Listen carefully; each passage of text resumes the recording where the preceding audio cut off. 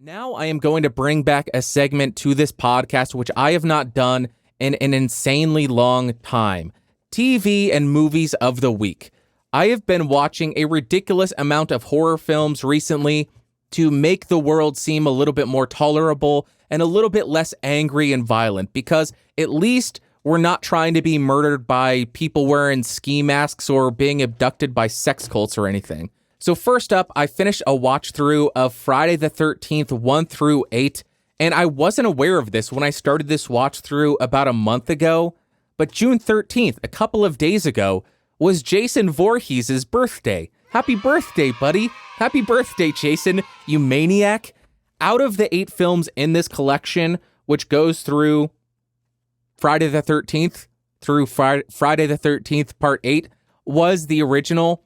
I just love that summer camp murder mystery slasher film, that just like Sleepaway Camp. Really amazing series. I ordered some more Friday the 13th that weren't in this bundle, and I'll be checking those out. Then we have Solo, or 120 Days of Sodom. This is one of the few films that has actually made me almost vomit. The only other film that I can recall that has done that to me is Necromantic, which is another absolutely abysmal and disgusting film. This is about sex cults, kind of, or people in power getting sex slaves. It's very disturbing, and it's a Criterion collection. I didn't know Criterion released films of this ilk, but absolutely disturbing and disgusting film. If you're into that kind of thing, I don't know if I am. Next up, I just got this yesterday. It is The Green Inferno by Eli Roth. I pre-ordered this and I got a special poster as well. This film is another very disgusting, very brutal film. I think it is essentially Eli Roth's take on Cannibal Holocaust. If you've seen Cannibal Holocaust, you know that it's a pretty disturbing film. On the cover of Cannibal Holocaust, it says, "Warning, due to its shocking and violent subject matter, no one under 17 should view this film." Green Inferno is essentially the same thing, just shot a lot better because it wasn't a low-budget 70s film. And Eli Roth is a sicko and a weirdo, and I love it.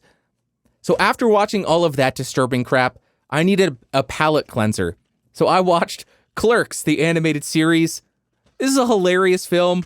It's not a film. Hilarious series. There's nothing more to say about it. It's Kevin Smith and his crew being goofy weirdos. I really loved the animation style of this.